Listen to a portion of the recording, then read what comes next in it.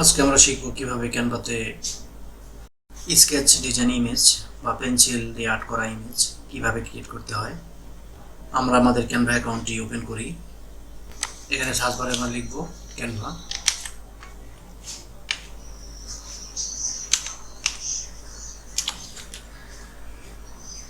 প্রথম লিঙ্কটিতে ক্লিক করি।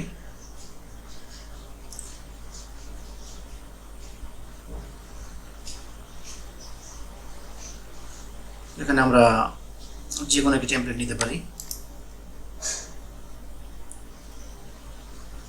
YouTube thumbnail,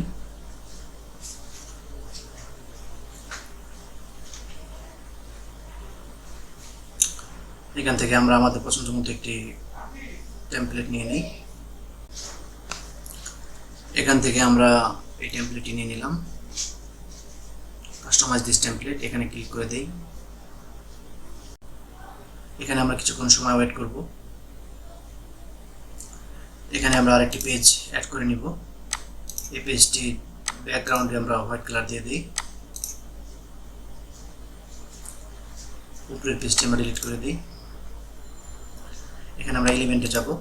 এলিমেন্টে গিয়ে আমরা এখানে লিখব স্কেচ।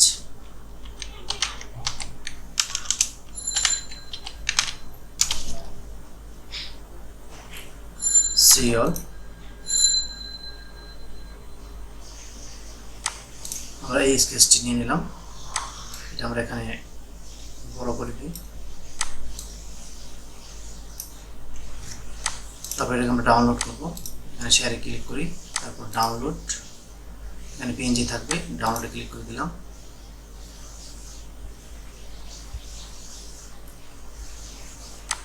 আমাদের স্কেচটি ডাউনলোড হয়ে গেছে।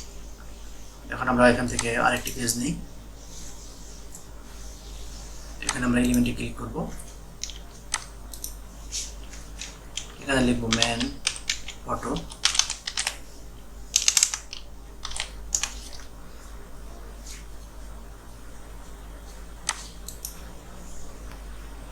এখান থেকে আমরা ইমেজটি নিয়ে নিলাম।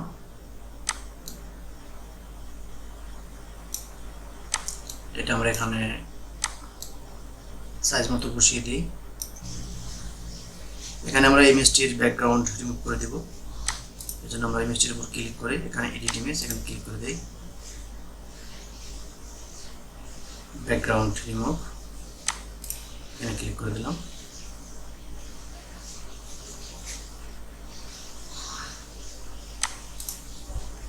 এখন আমরা ইমেজটি ডাউনলোড করে নিই। আমরা এখান থেকে উপরের এই ইমেজটি ক্লিক করে দিই। এখন আমরা এখানে অ্যাপসে যাব, অ্যাপসে ক্লিক করব। ক্লিক করার পর এখানে আমরা লিখব ফটো স্টাইলিস্ট।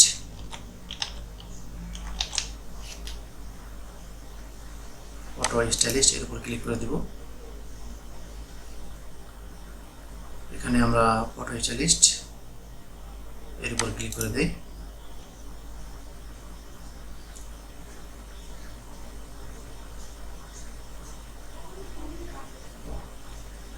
আমরা যে ইমেজটিকে স্কেচ করব সেই ইমেজটি আমরা এখানে সিলেক্ট করে দিব। চুজ ফাইলে ক্লিক করব। আমাদের ডাউনলোড করা ইমেজটি আমরা এখানে সিলেক্ট করে দিলাম। Original image, style. আমরা এখন যে স্টাইল করব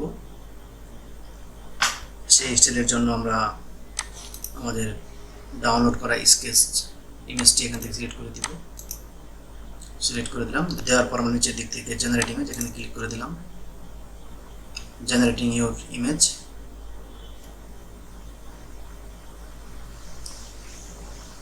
এখানে আমাদের কিছুক্ষণ সময় ওয়েট করতে হবে।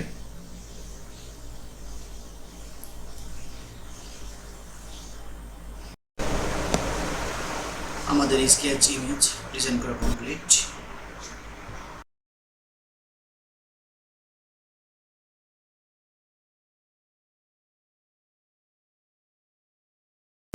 আমরা আগের ইমেজটি এখান থেকে ডিলিট করে দিই।